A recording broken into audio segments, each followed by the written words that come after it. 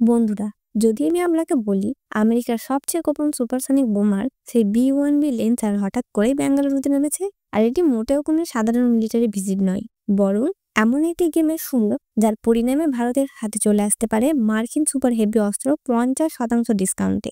বিশ্বাস না হলেও আজকের ভিডিও আপনার পুরো ধারণা বদলে দেবে। B-1B লেন্সার ভারতের মাটিতে নামতেই সোশ্যাল মিডিয়ায় ঝড়, হাজার হাজার পোস্ট। ভারত কি এই বোমার কিনতে যাচ্ছে? কিন্তু সত্যি কি তাই, নাকি এর পেছনে আছে আরো বড় কোনো ক্যালকুলেশন? এটা এত বড় ঘটনা কেন? কারণ আমেরিকা সাধারণত এই বোমাকে নন-নেটো দেশে পাঠায় না, শুধু সাউথ কোরিয়া আর জাপানের মতো এলাইদের কাছে পাঠানো হয় চীন রাশিয়াকে বার্তা দিতে। তাহলে ভারত এত অস্বাভাবিক ভিজিট খুব কম দেখা যায়। তাই প্রশ্ন উঠছে, এটা সেলফ মিলিটারি এক্সারসাইজ, নাকি এর আড়ালে চলছে আরো সিক্রেট গেম? এখন আসল খেলাটা বুঝুন।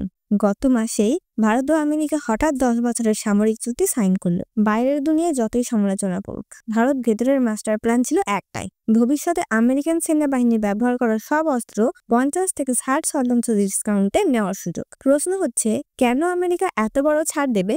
উত্তর লুকিয়ে আছে তাদের ইকোনমির গভীরে। মে মাসে আটলান্টিক কাউন্সিল বলেছিল, ডলার তার গ্লোবাল প্রভাব হারাতে শুরু করলে প্রথম ধাক্কা লাগবে মার্কিন সেনাবাহিনীর ওপর। কেন? কারণ তাদের কাছে রয়েছে এত বিশাল অস্ত্র ভান্ডার, যা ভারত, চীন, রাশিয়া এই 3 দেশের মোট অস্ত্রের থেকেও বেশি।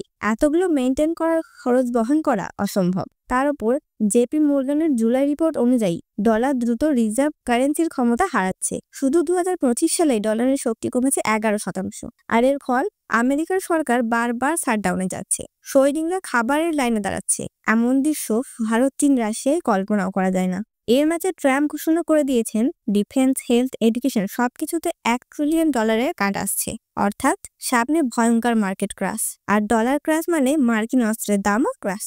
সেখানেই ভারতের মাস্টার স্ট্রোক। ভারত বারবার বিদেশি ফাইটার জেট কেনার সিদ্ধান্ত পিছিয়ে দিচ্ছে কেন জানেন? কারণ আজ কিনলে দাম পড়বে বর্তমান ডিলার রেটে। ডলার রেটে। কিন্তু 2025-26 ডলার আরো নিচে নামলে তখন একই জেট ভারত পাবে অর্ধেক বা 1/3 দামে। ভারত খুব হিসেব করে খেলছে। কিছু মাস অপেক্ষা, ডলার ক্র্যাশ, তারপর মার্কিন হেভি অস্ত্র মাত্রার উপর ডিসকাউন্টে কেনা। কেউ হয়তো বলবে ইউরোপও তো কিনতে পারে, কিন্তু ডলার ক্র্যাশ হলে ইউরোপও ধসে পড়বে। একমাত্র ভারতই থাকবে অর্থনৈতিকভাবে টিকে থাকা ও মার্কিন অস্ত্র কিনতে সক্ষম। এ কারণে আমেরিকা এখন থেকেই ভারতকে তাদের বম্বার, জেট, মিসাইল সব শো অফ করছে, যেন ক্র্যাশের পরে ভারত সরাসরি এই অস্ত্র কিনে নেয়। এজন্য B-1B লেন্সার বেঙ্গালুরুতে নামা এত বড় মেসেজ। এটা কেবল মিলিটারি ডেমো না, বরং ফিউচার ডিফেন্স মার্কেটে ভারতের জন্য মার্কিন অফারিং। যদি সব ঠিক থাকে, সামনে ভারতের হাতে আসতে পারে মার্কিন বম্বারের মতো হেভি অস্ত্র, যা ভারতের স্ট্র্যাটেজিক শক্তিকে সম্পূর্ণ নতুন স্তরে নিয়ে যাবে। এখন শেষ 5 লাইনে আসি।